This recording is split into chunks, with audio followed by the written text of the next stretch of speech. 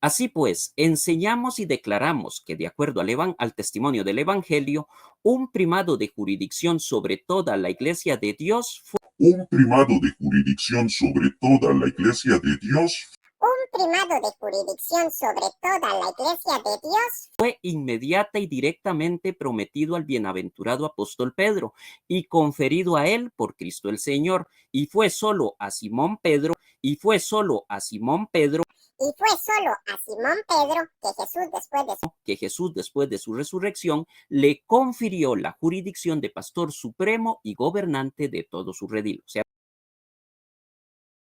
y espero que el señor Rigo no me salga con la falacia de petición de principio con que Pedro fue el primero que fue llamado o el primero en ser elegido, porque eso fácilmente es refutado por su propio documento, el obispo de Roma, aprobado por su papa, donde se dice claramente: los católicos han redescubierto una diversidad de liderazgo en el Nuevo Testamento, ya que la responsabilidad del liderazgo pastoral no estaba restringida a Pedro, no estaba restringida a Pedro. Sigan diciendo, por ejemplo, la expresión atar y desatar, usada en Mateo 16:19 para Pedro, aparece nuevamente en Mateo 18:18 en la promesa hecha por Cristo a todos los discípulos. De manera similar, el fundamento sobre el cual se construye la iglesia está relacionado con Pedro en Mateo 16:18. Escucha, Rigo. Pero también con todo el cuerpo apostólico en otros textos, por ejemplo, Efesios 2:20. Aunque Pedro fue el portavoz en Pentecostés, el encargo de proclamar el evangelio a todo el mundo había sido previamente dado por Cristo resucitado a los 11. Un documento que obviamente ha sido aprobado por el Papa y firmado por el cardenal Koch, ¿no?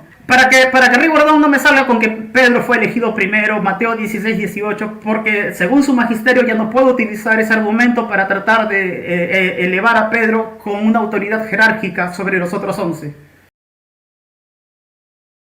así pues, enseñamos y declaramos que, de acuerdo al testimonio del Evangelio, un primado de jurisdicción sobre toda la Iglesia de Dios fue inmediata y directamente prometido al bienaventurado apóstol Pedro y conferido a él por Cristo el Señor, y fue solo a Simón Pedro que Jesús, después de su resurrección, le confirió la jurisdicción de pastor supremo y gobernante de todo su redil. O sea, ¡Que me lo ponga de cero! Nos citó el canon 6 de Nicea, pero Cristian, ahí habla de 3 sedes, no de 5. Tiempo. 3 sedes, Tiempo. 3 sedes, Tiempo. 3 sedes, Tiempo. 3 sedes. Ok, muchas gracias. Creo que aquí se termina ya el debate. Van a tener... De acuerdo al testimonio del Evangelio, un primado de jurisdicción sobre toda la Iglesia de Dios fue inmediata y directamente prometido al bienaventurado apóstol Pedro.